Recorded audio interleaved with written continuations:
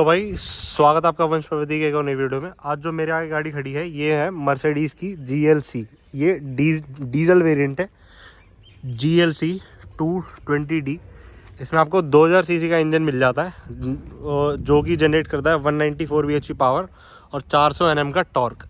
ये गाड़ी on road 80 lakh रुपए की पड़ जाती है और इसकी रेंज में BMW X3 और Audi Q5 और इसमें वॉल्वो XC60 जैसे ऑप्शन मिल जाते हैं। और इस गाड़ी का आज हम ओनरशिप रिव्यू देखने वाले हैं कि ओनर ने गाड़ी क्यों ली और कब ली और उसका एक्सपीरियंस कैसा रहा, क्या क्या दिक्कतें आई। तो अभी मैं आपको मिलवाता हूँ ओनर से। ये है भाई ओनर। तो भाई क्या हाल है आपके? बढ़िया भाई, आप बताओ। मैं बढ़िया भाई। तो भाई आपने मर्सिडीज़ GLC क्यों ली? भाई इससे पहले मेरे पास थी लैंड रोवर की डिस्कवरी। हाँ थोड़ी ऊंची गाड़ी थी, SUV लग्जरी में। हाँ और उससे पहले मेरे पास थी A4। हाँ तो जैसे A4 से डिस्कवरी पे शिफ्ट करा तो एक सीधी SUV पे आए। हाँ तो सेडान की इतनी आदत रही नहीं थी, हाँ तो SUV ही देख रहे थे और उसी रेंज में देख रहे थे।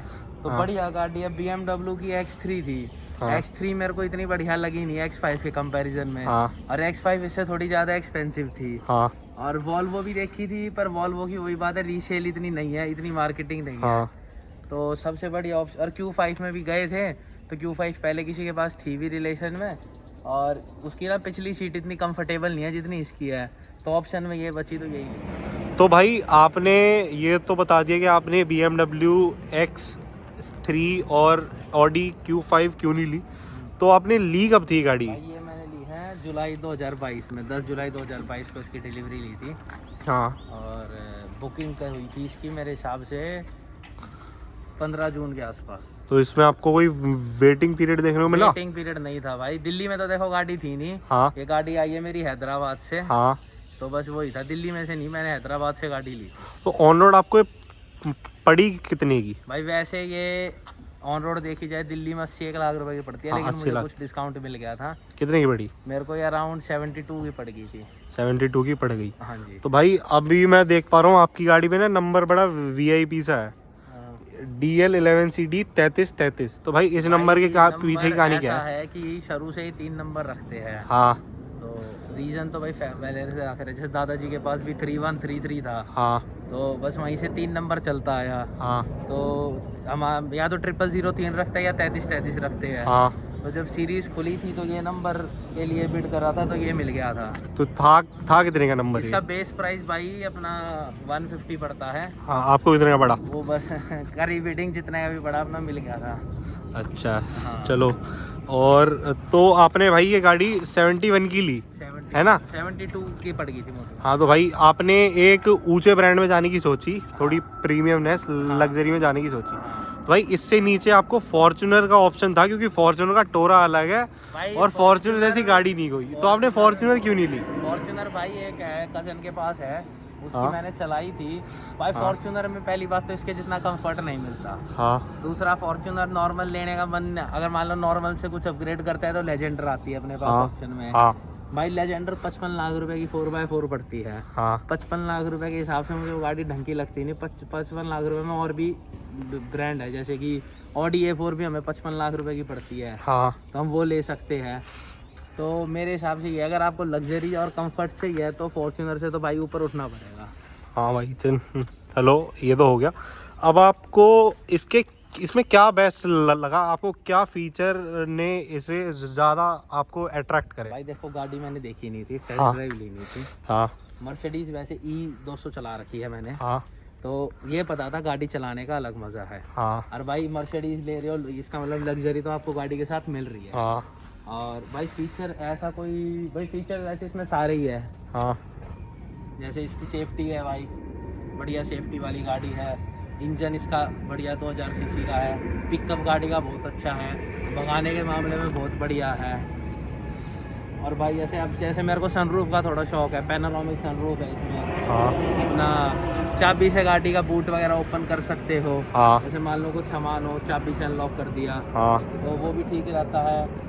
और भाई 5 सीटर के हिसाब से अगर आप एक लग्जरी गाड़ी ढूंढ रहे हो 70 से 80 के बीच में, तो मेरे को ये गाड़ी बेस्ट है। तो ये आपकी पहली इतनी मतलब महंगे ब्रांड में आप गए तो आपकी ये पहली लग्जरी गाड़ी थी या इससे पहले भी आपके पास कोई लग्जरी गाड़ी थी? लैंड रोवर की डिस्कवरी स्पोर्ट्स थी। हाँ तो वो 7 सीटर थी खैर। हाँ। और वही बात है भाई, पीछे की सीट इतनी बढ़िया नहीं होती। हाँ। जब तक आप डिफेंडर वाली लाइन में, लैंड क्रूजर की लाइन में नहीं जाओ। हाँ, वो सीटें बच्चों के लिए होती है बेसिकली। भी नहीं थी भाई, वो नीचे ही रहती थी, वो ऐसा बूट स्पेस यूज होती थी। हाँ। तो वो थी थोड़ी ऊंची ऑफ रोडर पर, उसमें फीचर इतने नहीं थे। हाँ। ना एंड्रॉइड ऑटो, ना एप्पल कार प्ले, कुछ भी नहीं था उसमें। हाँ। लेकिन इसमें वो सारे फीचर मिल जाते हैं। हाँ। तो कहीं ना कहीं उससे तो बढ़िया थी। मतलब आप ये कहना चाह रहे हो ये जो मर्सिडीज GLC है फीचर रिच कार है, फीचर की कमी नहीं है इसमें। हाँ।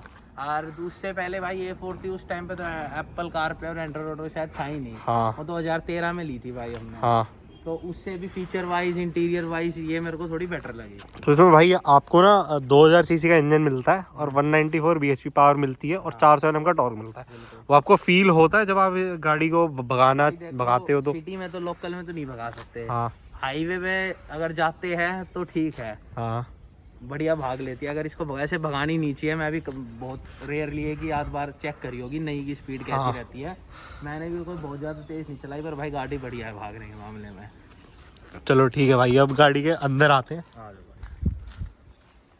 और जब हम गाड़ी के अंदर आते हैं ना तो भाई इंटीरियर गाड़ी के बहुत लाजवाब है, कहीं भी प्रीमियमनेस की कमी फील नहीं होती।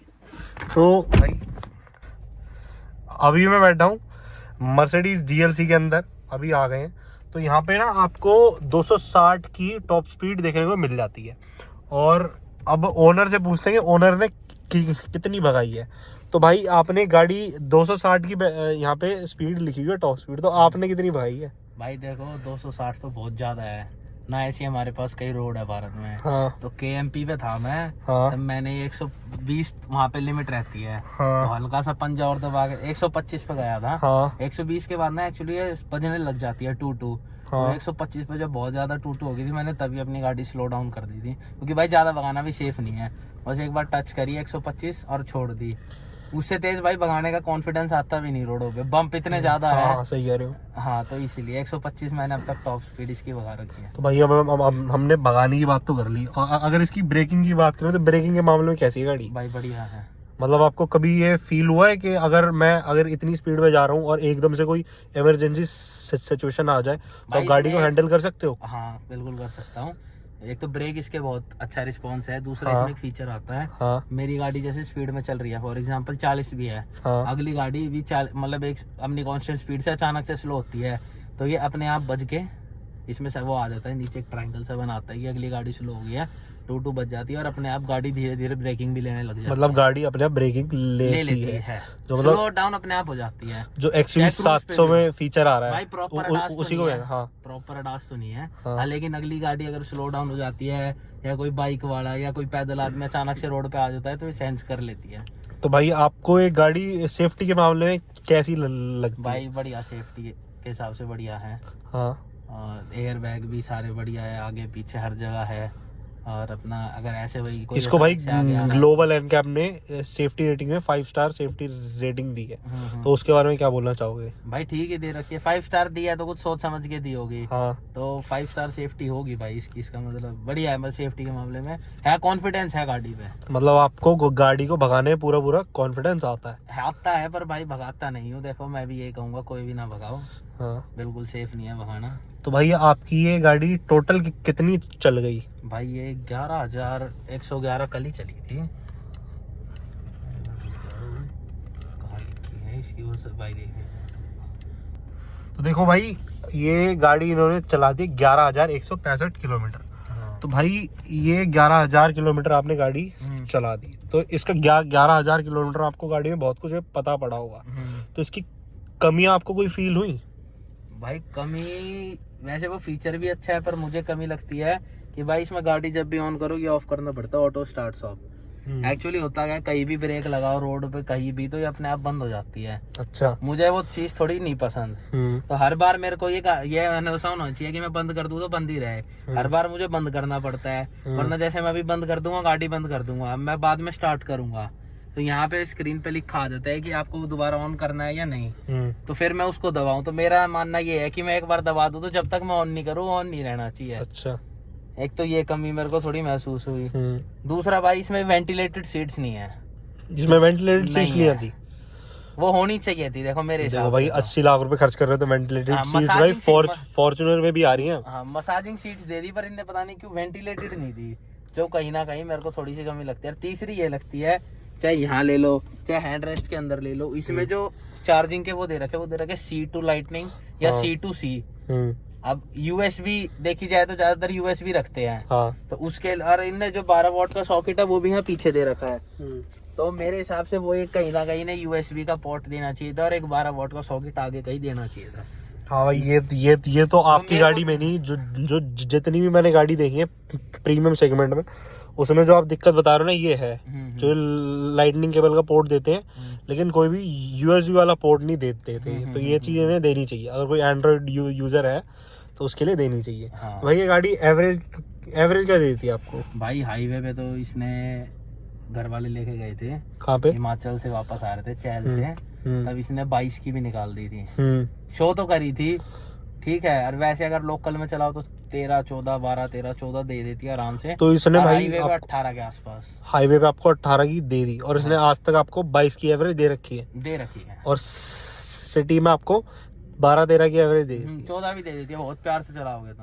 अच्छा, तो अगर इस गाड़ी की मेंटेनेंस की बात करें तो मेंटेनेंस के लिए क्या बोलना चाहोगे? गाड़ी इसकी सर्विस हुई थी इतनी, शायद 8 तारीख 9 तारीख के आसपास हुई थी, तब इसका खर्चा आया था भाई 52,000 रुपये एक सर्विस का। हाँ, उसमें काफ़ी चीज़ें चेंज हुई थी, जैसे एयर फिल्टर ऑयल वगैरह ये सब चेंज हुआ था। तो वो पहली सर्विस थी इसकी, तो उसका खर्चा वही 52,000 रुपये के आसपास आया था। भाई वो तो गाड़ी महंगी है तो इसकी मेंटेनेंस भी महंगी होगी। ठीक है, गाड़ी के रेट के हिसाब से मेंटेनेंस में दुख नहीं होता भाई। अच्छा चलो भाई, अगर ये गाड़ी आपको बेचनी पड़े तो आपको इसकी रीसेल वैल्यू के बारे में क्या कहना चाहोगे? भाई ठीक है, रीसेल वैल्यू मैंने वॉल्वो भी देखी थी, वॉल्वो मैंने इसीलिए नहीं की, उसकी एक तो रीसेल बहुत ज़्यादा कम है मार्केट में, तो बस इसीलिए नहीं ली थी। इसकी रीसेल भाई ठीक है, अगर मैं जैसे अभी बेचने जाऊँ तो मेरी 65 के आसपास अभी बिक जाएगी ये। तो मतलब आपने 71 की ली है तो 65 की बेच दोगे आप अगर मैं कल को बेचना चाहूँ तो? और अगर आपको बेचनी हो तो ये बेचोगे गाड़ी? भाई गाड़ी में हाँ, वेटिंग तो हर गाड़ी में मेरे को पूरे 71 में मिल जाए, ज्यादा भी मिल जाए, जिसको तो चाहिए होगी वो तो ले ही लेगा। अगर आपको गाड़ी बेचनी हो तो बेचोगे आप? अभी तो बिल्कुल नहीं भाई, अभी तो ली है, जुलाई में तो लिया है, इसी साल 2020 जुलाई में आपने गाड़ी ली है, 2022 जुलाई में आपने गाड़ी ली है। अगर आपको मान लो कोई गाड़ी लेनी हो, और कौन सी गाड़ी प्लान कर रहे हो आप? भाई अभी तो कोई प्लान नहीं है, 3-4 साल। तो भाई ये तो बात हो गई इसकी एवरेज की, मेंटेनेंस की, है ना। तो अब आपको कोई नई गाड़ी लेनी हो तो कौन सी लोगे आप? कौन सी गाड़ी देख रहे हो? भाई देखो अभी तो कोई नहीं देख रहा। हाँ, मान लो 3-4 साल बाद इसको अपग्रेड करता हूँ, हाँ, तो मैं एक बार LC 300 जरूर देखूंगा, वो थोड़ी मेरे को गाड़ी पसंद है। हाँ, उसके अलावा भाई वैसे पसंद मेरे को डिफेंडर भी है, हाँ, लेकिन भाई वो है एक्सट्रीम ऑफ रोड के लिए, इतनी मेरे को कोई ऑफ रोडिंग का शौक नहीं है। हाँ, तो या तो LC देखूंगा, हाँ, और भाई बाकी मेरे को पसंद G63 है, लेकिन वो भाई बहुत ज़्यादा एक्सपेंसिव है और इंडिया की रोडों के हिसाब से वो है नहीं गाड़ी। तो अब इसकी आपको गारंटी वारंटी क्या मिली कंपनी से? आपने 71 लाख रुपीज स्पेंड करे, क्या वारंटी मिली आपको? भाई 3 साल की तो कंपनी देती है। हाँ, उसके ऊपर चाहे तो मैंने उनसे पूछी थी, तो उन्होंने मेरे को ये दिया था 4th ईयर के इतने, मतलब 1,88,000 ये एक्सटेंड करवाने के लिए। 4th प्लस 5th ईयर के ये अपना 3 लाख इतने हज़ार, 4th प्लस 5th के 5,75,840। तो ये उनने मेरे को वो दिया था कि इतने में आपकी सर्विस एक्सटेंड होगी। अच्छा, तो मतलब आपको अब जो बेसिक वारंटी मिली वो क्या मिली, कितने साल की मिली? 3 साल की। 3 साल की आपको बेसिक उन्होंने दिया। हाँ, हाँ। तो भाई ये आप देख सकते हो गाड़ी के इंटीरियर कितने प्रीमियम है। आपको कहीं पे ही फील नहीं होता कि आप एक 80 लाख रुपए की गाड़ी में नहीं बैठे। आप इंटीरियर देख लो या इसका इंस्ट्रूमेंट क्लस्टर देख लो, हर चीज़ में आपको फील होता है कि ये एक महंगी गाड़ी में बैठे हो आप। और ये थीम अपनी चेंज भी हो जाती है। और ये जो थीम है ये चेंज भी हो जाती है। अभी ओनर जो है करके दिखाएंगे भाई, करना ये भाई मैं सेटिंग्स पे जाओ, ये इससे भी कंट्रोल हो जाता है। हाँ, अपना स्टाइल एंड डिस्प्ले पे जाओ। हाँ, जैसे अभी क्लासिक है, इसमें तो ये पूरी दिखती है। हाँ, स्पोर्ट्स में भी ये पूरी दिखती है, थोड़ी येलो और ब्लू। येलो हो गया। अब प्रोग्रेसिव कर दोगे प्रोग्रेसिव तो आप जितना पंजा दबाओगे ना, तो उतनी उसके हिसाब से RPM के हिसाब से स्पीड दिखती है। RPM जाएगा तो हाँ 4000 आरपीएम गया तो 4000 तक 4 दिखा तक रही। दिखी, नहीं तो अभी आपको 0 और 1 इस पे भी जैसे 40, जैसे ऊपर के 3 दिखता है, 40 है तो 60-70 तक दिख जाती है। उसके अलावा भाई ये तो वही अपना डिस्प्ले ब्राइटनेस वगैरह हो गए, ये अपना गाड़ी के कंट्रोल्स वगैरह, इसके ये कैसे टच सेंसिटिव वगैरह ये सब अपना इसी के कंट्रोल्स है। बाकी लाइट्स में चले जाओ, एम्बिएंट लाइटिंग, बाहर की आपको जो ये जैसे दरवाज़ा खोलते हो तो शीशे के नीचे लाइट वगैरह उसका कैसे रखना है, इंटीरियर लाइटिंग वगैरह। और व्हीकल में चले जाओ तो ये डायनामिक सेलेक्ट हो गया कि आपने किस उस पे चलानी है गाड़ी, इंडिविजुअल वो आ गई, ये सब आ गया। और स्टीयरिंग हो गया, कंफर्ट चाहिए आपको, स्पोर्ट्स चाहिए, कैसा चाहिए। और अपना ये ESP का आ गया, विंटर टायर लिमिट्स हो गया, ये तो भाई बाहर के उसमें है, यहाँ तो काई बर्फ़ पड़ती है। और अपना बेल्ट एडजस्टमेंट हो गया, आप इसमें कभी बेल्ट लगाते हो ना तो उसके बाद ये हल्का सा खींचती है, अपने आप खींचती है थोड़ा अपनी उसके हिसाब से। तो भाई अभी आप फीचर समझा रहे हो, और क्या फीचर है कंफर्ट इसमें? में आ जाता है। ऐसे सबसे पहले तो देख लो मसाज, इसमें 2 वेव है और एक अपनी ये है पल्सेटिंग मसाज। जैसे ही वेव मसाज ऑन है और इसको दबा दिया, आपका भी दबाया तो ये अपना जैसे मान लो लंबे टूर पे चल तो रहे हो। आपने कभी यूज करी है गाड़ी चलाते वक्त मसाज? हाँ भाई, जैसे मान लो काफी देर से गाड़ी चला रहा है, 3-4 घंटे हो गए, थकान सी महसूस हो रही है तो कर दो। तो मतलब बहुत कम लोग करते हैं, हाँ, पर ठीक है अगर आपको चाहिए, आपको भाई करनी हो तो ठीक है। जैसे मान लो साइड वाली सीट पे कोई भाई बुजुर्ग आदमी बैठा है तो उसके लिए मेरे हिसाब से ठीक है। तो अलग अलग सीट्स की ऑन हो सकती है, सब दोनों की? पहले दोनों की अलग अलग यूज कर सकते हैं, अलग अलग हो सकती हैं। अगर ड्राइवर नहीं करना चाहता तो सिर्फ साइड वाला कर लो, साइड पैसेंजर नहीं करना चाहता केवल ड्राइवर कर लो, तो दोनों कर सकते हैं। फिर भाई ये अपना एम्बिएंट लाइटिंग में क्या कलर चाहिए, कितनी ब्राइटनेस वगैरह तो बेसिक फीचर है। तो ये भाई मीडिया हो गया, जब गाना वगैरह बजाने हो तो उसका आ जाता है। तो भाई अभी आप इसके अलावा GLC के अलावा और कौन सी गाड़ी ओन कर रहे हो? भाई एक मेरे पास किया सोनेट है, एक जीप कंपास है, और एक ऑडी A4 है। तो आपकी इन चारों गाड़ी में 4 गाड़ी बताई ना आपने, GLC, सोनेट, A4 और जीप कंपास। तो इनमें से फेवरेट कौन सी आपकी? भाई मेरी जीप। क्यों भाई, जीप में ऐसा क्या है? भाई वो एक हो जाता है भाई, एक तो वो गाड़ी बहुत बढ़िया है, मतलब 24 किस लाख चीज रुपए में? के हिसाब से 22-24 लाख रुपए से जो मजा उस गाड़ी को चलाने में आता है, उस प्राइस रेंज में कोई गाड़ी compete नहीं कर सकती, कोई भी। हैरियर आती है, सफारी भी आती है, लेकिन वही वाली बात है भाई, टाटा एक अलग ब्रांड है, थोड़ा एक देसी टाइप ब्रांड है, भले वो कितनी मॉडर्न गाड़ी निकाल रहा है। जीप भाई जीप है, तो जीप में को भाई चलाने में इससे ज़्यादा मज़ा आता है, जो हकीकत है। बहुत वो भी बहुत कंफर्टेबल गाड़ी है, फीचर भले उसमें कम हो लेकिन भाई गाड़ी बहुत बढ़िया है, बहुत जेन्युइन गाड़ी है, मज़ा आता है उसको चलाने। तो भाई इसके अलावा आपको कोई और फीचर है जो आप बताना चाहोगे कि बहुत मतलब बहुत ही ज़्यादा एक्स्ट्रा ऑर्डिनरी फीचर दे रखा है? भाई ऐसा तो क्या ही बताऊँ। आप इसके इंटीरियर के बारे में क्या बोलना चाहोगे? इंटीरियर भाई ठीक है, और अगर इस गाड़ी के कंफर्ट की बात की जाए तो कंफर्ट के बारे में कैसे देखते हो आप इस गाड़ी को? कंफर्टेबल, जैसे मान लो लंबे सफर पे जाना हो तो अच्छी कंफर्टेबल गाड़ी, आराम से बैठ के जा सकते हो, इतनी थकान नहीं होती।